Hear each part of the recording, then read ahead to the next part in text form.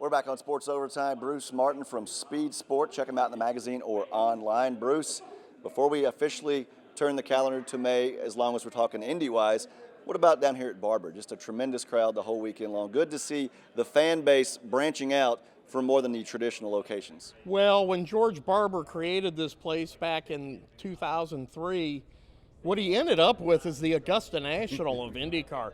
This is just an absolutely gorgeous place, and the racing here with INDYCAR has turned out to be some of the best on the schedule. And this has been an annual trip and has really turned into an iconic event in just the 12 years since it first showed up on the schedule back when Helio Castroneves won here in 2010.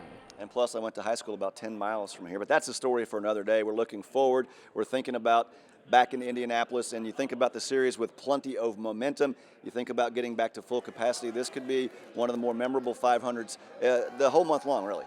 I think it's one of the most anticipated 500s for the simple standpoint that it will be unrestricted.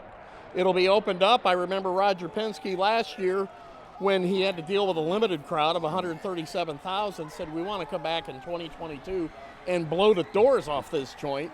I think he's going to do that. There's a few little tweaks that are going to happen, though.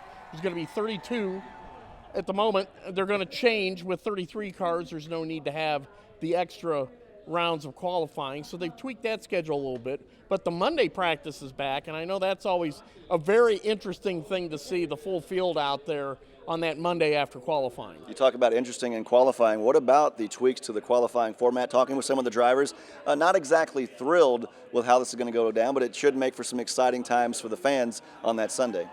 It'll be exciting for the fans. They are asking a bit much for these drivers to go out and put 2 runs, on the line on that one day in that one session to try to win the pole.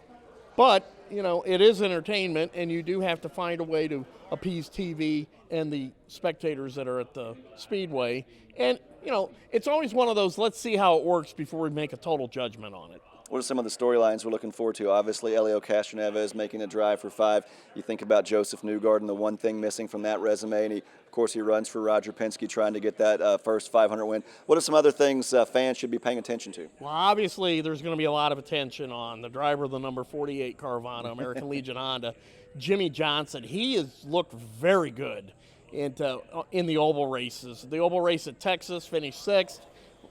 Last week at the Indianapolis Motor Speedway in the open test, he finished 8th.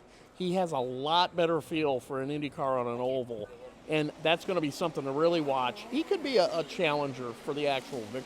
All right, we're still 3 or 4 weeks out. Who's the winner? Go ahead and give me an early prediction. We can get you on tape.